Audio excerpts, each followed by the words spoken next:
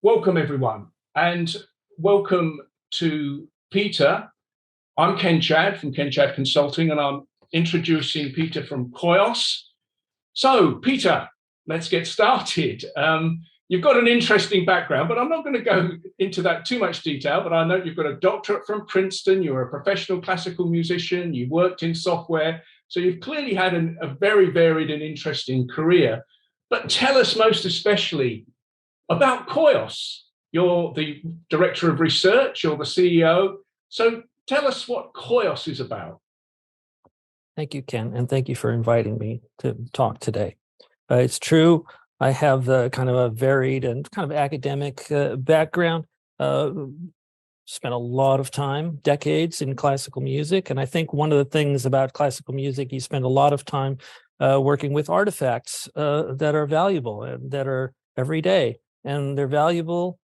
They have value. It's just unquestioned. They have value. And just working with things that have value, I think it's a logical passage actually to libraries, which also have value. They're valuable because they have value. So that's why I'm here. I'm very, very happy to be working with libraries every day.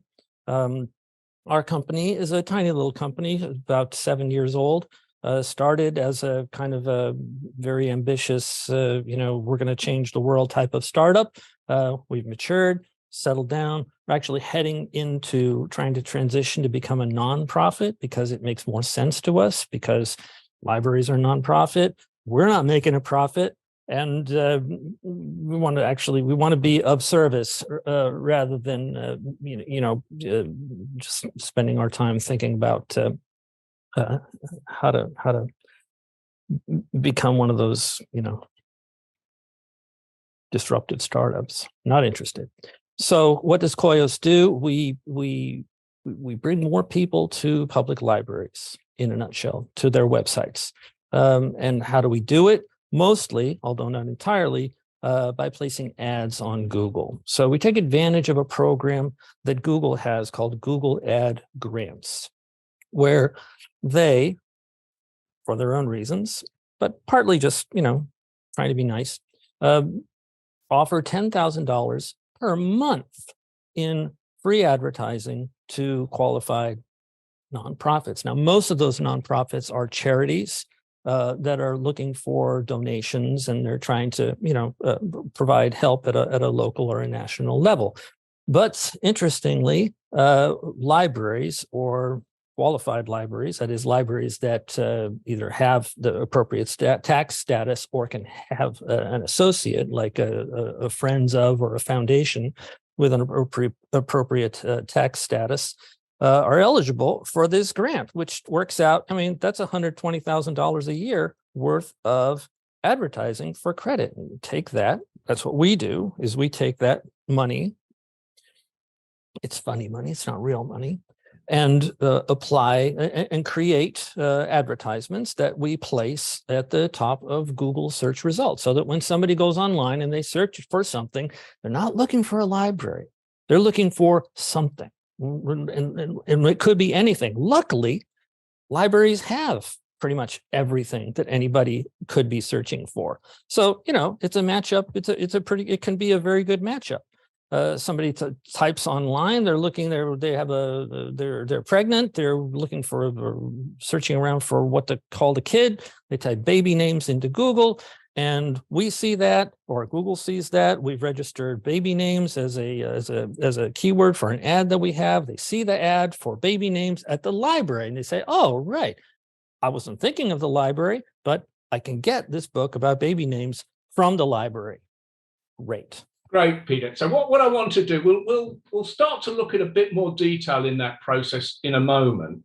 But where I came across Koios was doing some work on engagement solutions for public libraries, things like Patron Point, Circe Dynix have solutions. And what I want to do is contrast what you're doing with some of those alternatives. So what they do is they tend to use email, and we know that lots of libraries use social media, and there's been a lot of work over a long time of trying to make libraries, in quotes, more visible on the web through technologies like linked data. So I think if you can help us unpick where your approach is so distinctive from those alternatives. Sure. First of all, we're not trying to displace those alternatives. All of those alternatives are good alternatives, and we encourage them.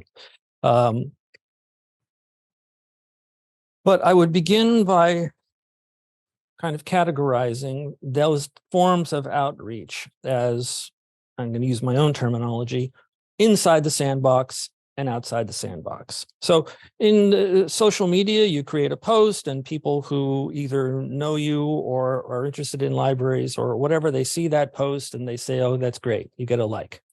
Same thing with email. You're sending out email. Email is actually very, very attractive and powerful for libraries because you get to craft your own message. You have to say what you want to say, and you can send it directly to people. And I believe from the clients that I work with that the open rates for these emails is good. You know, it's not 100%, it's 40%, 30%, which is good. You know, to send out 100,000 emails and 30,000 people have seen what you wrote that day, that's not bad. But that's inside the sandbox. These are people that are card holders and that already know you. Then there is, so then those are the inside the sandbox things. Then there's outside the sandbox. Advertising to the general public, which is what we do, that's outside the sandbox, clearly. And we're interested in doing that because we're interested in bringing people to the library that have maybe forgotten about the library or, you know, went as a kid like I did, and or they have kids themselves and they're like, hey, it's time to reconnect with the library, but or they're not aware a lot of the time, especially in the US, of the, you know, variety of programs that are available at libraries. They don't even know. You know, you say, oh, you can renew your passport at the library. What? Get my passport? Yes, you can renew your passport at the library. So this is kind of reconnecting with an organization that you always knew about, you know, you visited as a kid, but kind of forgot. So that's our thing.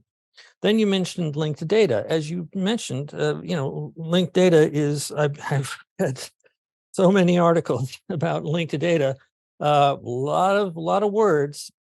And even after 30 years in the programming in the software business, I can't really put my finger on exactly what it is, except it is, the concept is to link library records to other information, or to have other information, other places linked to library records. So if I can briefly kind of summarize linked data, it is that most of the work that's being done with linked data is data enrichment. That is, you have a library record and it's got a URL or two that are in it that can take you somewhere else for more information. And mostly what I see is academic libraries sending people to Wiki Commons in order to get, you know, just more richness out of that. So that amplification of data or enrichment of data, that's a link going from a library record out.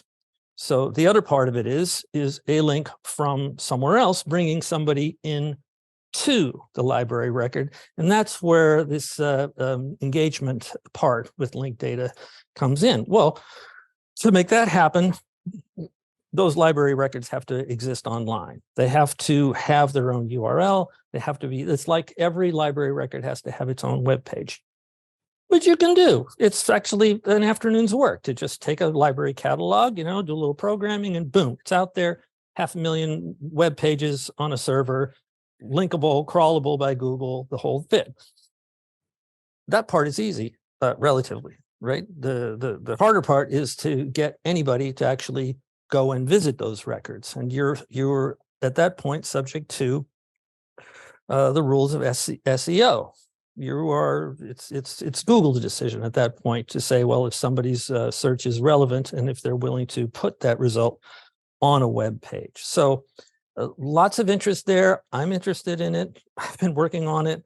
I actually wrote my own implementation for one of our bigger clients because I wanted to see, you know, what's the magic and where's the juice. So I want to pick up that. I yeah. like that analogy of your sandbox. So I think what I'm picking up is one of the key differentiators is all those other tools are useful in their own ways.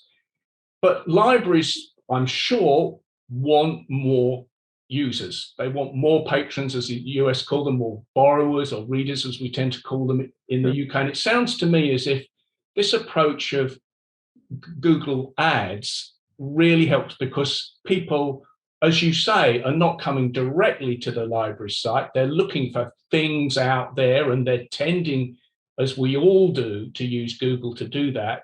And you can bring those potentially new users to the library. I mean, you'll do other things as well, but that seems to me to be one of the key aspects of this. So tell us a little bit about, if I want to do this on a library, suppose, what are the steps? What's involved? And what I want you to do also is, why do I need Koios?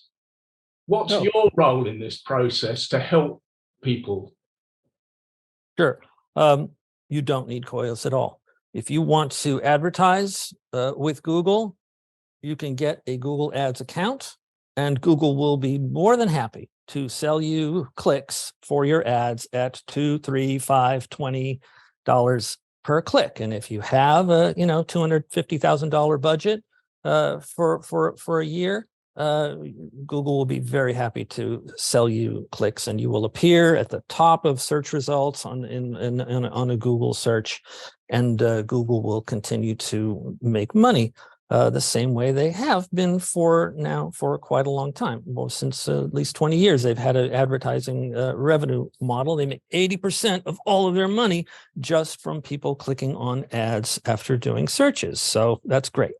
And it works really, really well. But most libraries don't have that kind of money just to pay for clicks to bring people to library websites. So luckily, Google does have this ad grants program that you, as a nonprofit or your affiliate, if you have a friends group, can apply for. The process for that is to register with the I guess it's in the UK, it's the UK Charities. In the United States, it's an organization called TechSoup. So you register as a nonprofit, and they do the validation for Google, so that Google doesn't have time to register and figure out who's a valid nonprofit or not. So they ask TechSoup to do it. So TechSoup will validate these nonprofits, and then once you are registered on TechSoup, then they give you a key. You take that key and you become a member of Google for Nonprofits, which is Google's organization for providing free stuff to nonprofits. And one of the free stuff things that they give is an ad grant. You apply with this for Google. You apply for a Google ad grant. They check out your website. And to see that it is HTTPS compliant. You've already got the validation token from TechSoup. And with luck, if Google, and unless they find something terribly wrong with your website, Google will say, great, you're approved, go crazy. So then where does Koios step in? Is that the next part?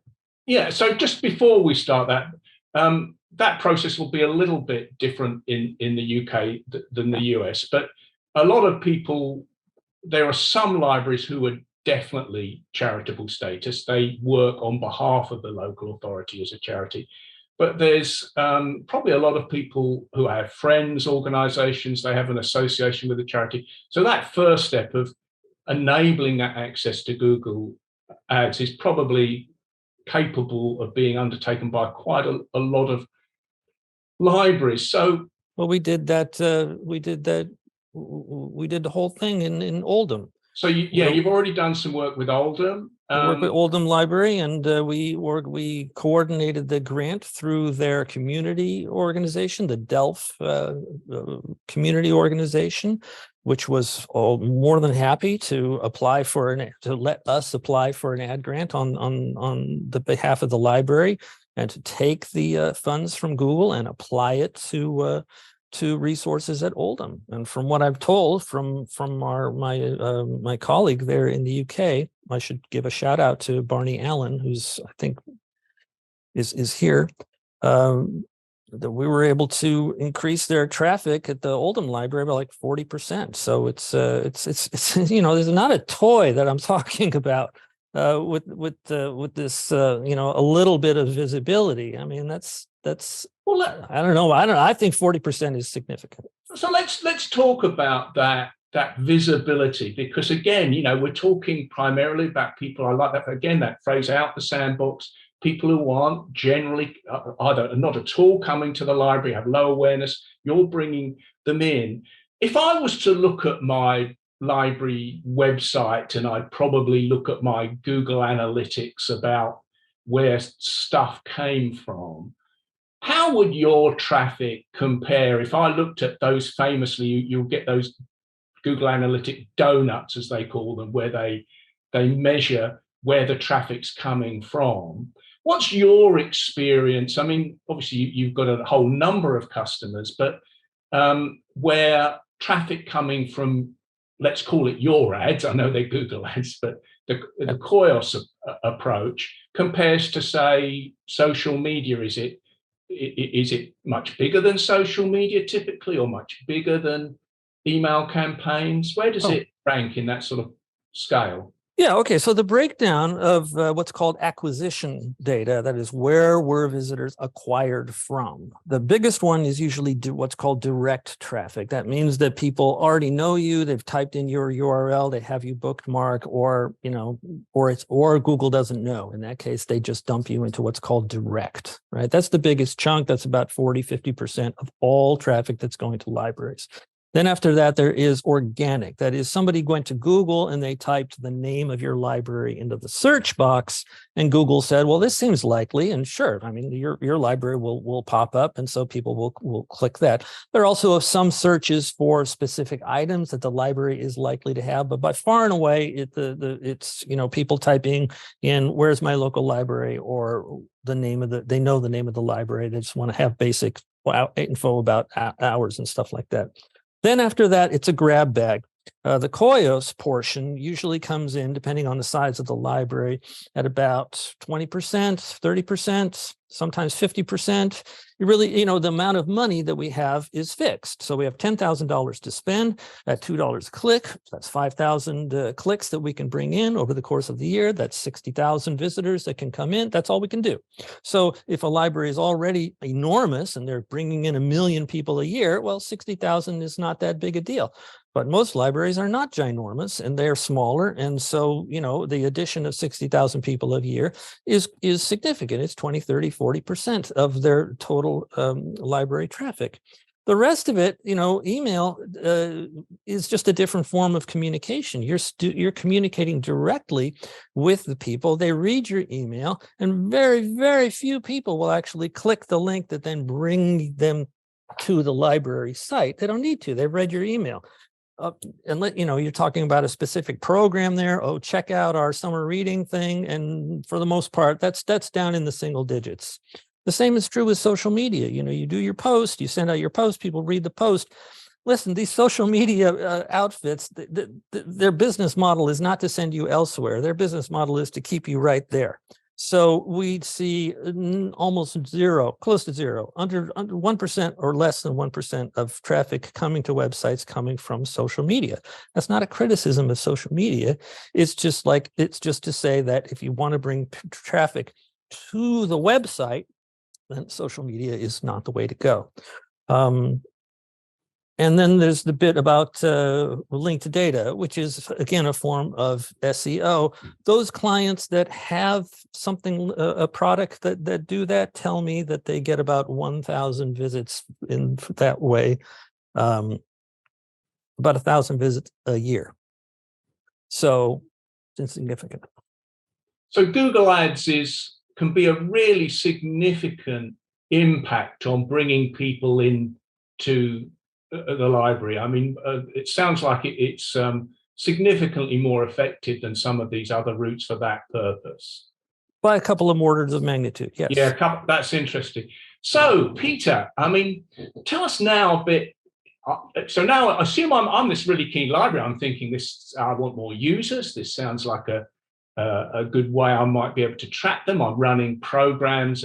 Libraries have resources on health and things like that. So I want to get going. So what's the technology component, if you like, of Koios? How does it actually work when, say, I'm searching for a children's story time? How does that work on Google, and how do you take me from Google through your technology into the library offer? Yes, I mean, that's really where we provide the value. Anybody can get one. I mean, not anybody. You can get one of these ad grants, but we find in Google, even with their own numbers, report that 17% of funds allocated by ad grants are actually used. The rest are left on the table. So we work very hard to try to spend 100% of these ad grants.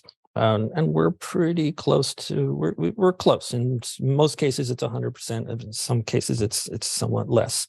And really, the secret sauce is obtaining a catalog from a library.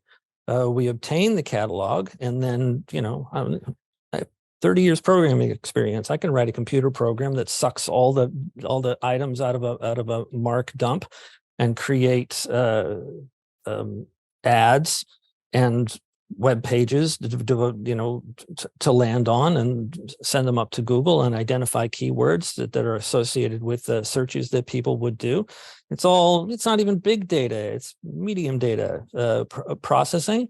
You write that program, you send all that information up to Google, and then at that point, you're not talking about having a collection of a few dozen advertisements that you're trying to show. We're talking about 500,000 advertisements that are being stored at Google, covering every subject and author and title that exists at the library. So pretty much there's a match for anything that somebody is going to type into Google. That's the Koios magic. Well, that's interesting. So you do have, let's call it a platform. You're taking the catalog data. So from my point of view in the library, as if I was in a library, I've not got a huge amount of, I don't need a lot of technical expertise. If I step through it, you can help through your associate in the UK, digital content people, to help them through the process of being registered for Google Ads. Then you can take the technology and help people use that most effectively in terms of steering them towards their ad campaign. So there's what I'm trying to we take it a step is, further, Ken. It's a hands-off thing, because the number one thing, I'm sorry to cut in on you, but the number one thing I hear from libraries when they're kind of on the fence, like, do I want to do this? They ask me, how much time is this going to take me? And the answer is none, because that's the whole point. So for you, don't do anything, and we do the work, and you get the visitors. That's the whole point. Yeah. So that's that mixture, great, of kind of like setting up the environment in terms of charitable status, but also that technology. So yeah, you're doing that heavy lifting, because you're absolutely right. Right now, especially in the UK with public libraries, it's a tough time. And it seems to me that there's an opportunity here for libraries during this real period of retrenchment to start to engage through this process to new users. So what I want to, and I'm getting towards the end now of our conversation, and we will have some time for Q&A. So this is just a reminder to all the participants, if you've got any questions, if there's anything that's not clear, do pop them in the Q&A, and we'll try and answer them in a moment. But what I want to start asking you about is perhaps through using your experience to start talking about the impact. Perhaps you can give us some illustrations of the impact that this kind of approach can make for libraries. We see libraries as a good. It's one of those rare things, like music, that human beings have created that is just good. And so our hope, our desire is to let people know about and make use of this thing, which is good. I think that's the starting point. And so when we are broadcasting essentially the existence of libraries, the resources of libraries, we're hoping to reach people, as I said earlier, who were not thinking of libraries. We're not going to library power users. We're talking about that kid in the 7-Eleven who's trying to do their homework on their cell phone. There are all kinds of people that the library would like to reach. Libraries today at conferences are full of talk about equity and outreach. And how are you gonna reach those people through social media or email? No, you're gonna reach them through advertising. That's how. So we're pretty focused on that, on just letting people know that this resource exists. I'll tell my little story about when I was a third grader and my mom took me to the public library. There was no internet when I was a third grader. My mom took me to the public library. I went there, to do my book report or whatever, because that's where the information was. And the thing that I want to share here is not only did she take me there, she left me there, Ken. She left me there for 2 hours, 8-year-old kid. And the library had at that time, and I believe still has, a level of trust amongst people that is just baked in. And they still have it, right? What's missing in this whole equation is people first go to Google. And I remember the day that I made my default page on my browser Google, because they did the best job of coming up with search results. It was 20 years ago, but I remember the day I did that. And that's the day collectively when people looking for information stopped looking at libraries and started to look at Google. So all we're saying is, okay, that's where people are going for information. Show up there. So that's well made, Peter. And I think if I could summarize then, that it's clear people are in Google. And it's become a cliche, of course, in libraries that's where people start, and we accept that. Koios, I thought it was interesting at the beginning how you talked about that community ethos. So in some ways, it strikes me that what you're helping to do is to almost like let's have a bit of money back from Google, rather than we're so used to them as you say, getting all their money from advertising, but you're kind of reverse engineering that process to get a bit of good out of that commercial process. And I found it interesting too I thought your analysis of the differentiation between Google Ads and email and social media very interesting. So if people want to overcome the barriers, there's a process by which they first have to get enabled, and then you can take them through the process of the technology, and so on. So I wonder now if we could just answer. There's a couple of questions now we've got, and so if I can put those to you, let's see where we go. But the first question talks about the new standard that libraries are moving towards, that's kind of linked to linked data, the bib frame standard. How will the proposed shift from MARC metadata to this new bib frame standard affect how Google Ads will work with library catalogs? Do you think it will make it easier or harder, or just no different, really? Is that change going to affect the way that you can work?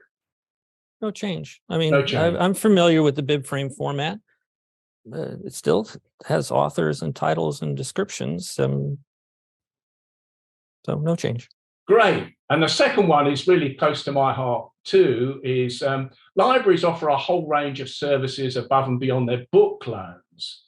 So does Koios map these for Google Ads, or is your service really focused just on the library catalog?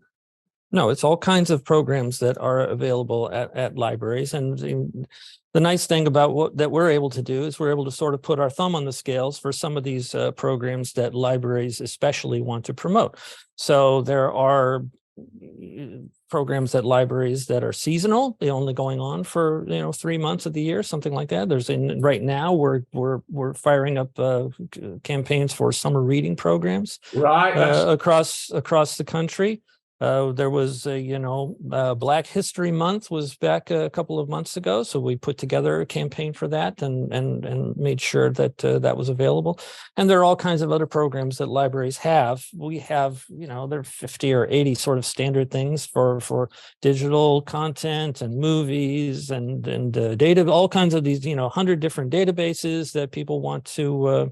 That libraries, are underused. And so we point people specifically to these underused vendor databases. So yeah, all that stuff. A blunt question, really. So there's free Google Ads, but how much does it cost to work with Koios? Are you expensive guys to work with, or can you give us some kind of Sure. rationale? I don't mind, and I really I don't want to be I don't want to be coy about it, which so often it is with a company like ours. So I'll come right out with it. We want to stay under $10,000 threshold because that's like the threshold of where spending for it gets more complicated in the U.S. to spend more than $10,000 for most libraries. We price it by service population. So if you're a large library with a significantly large in the millions or 1 million service population, it'll be closer to $10,000. If you're a small library that's down, $20, $30, $40, $50,000, then it'll be $5 or less. So we're not talking big bucks here. Well, I would like to think the return on investment is very good. Yeah. And we're talking about this a way that I don't think's been really significantly adopted at all in the UK just yet. So this is for us, I think in the UK is a really new thing. It seems like it's an interesting opportunity.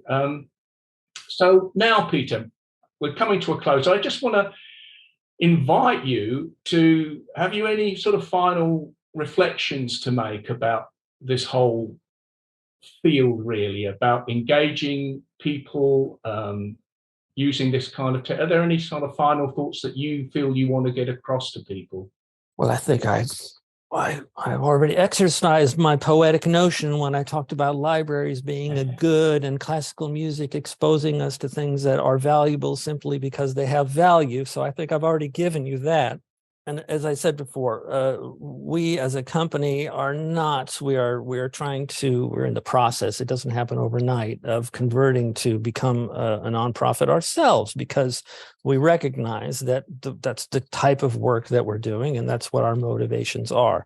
And I do like what you said about using jujitsu, economic jujitsu, on advertising, which is, a tool of corporations and to get people to. I do get a little bit of pleasure out of reversing that whole thing, and sort of, instead of seeing public money flowing in the direction of private interests, it does warm my heart to see private money flowing in the direction of public interest. I do get a kick out of that.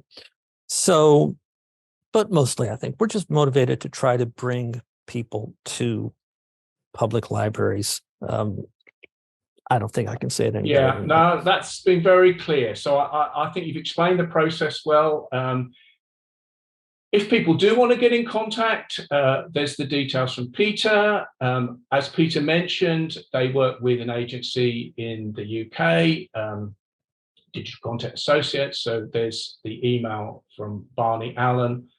And so what I'm going to do now is to thank everybody so much for attending. Thanks so much, Peter. It's been a really interesting session. I've learned such a lot here. Very well, you're a pleasure to speak with, Ken. Thank you. Okay, thanks, Peter.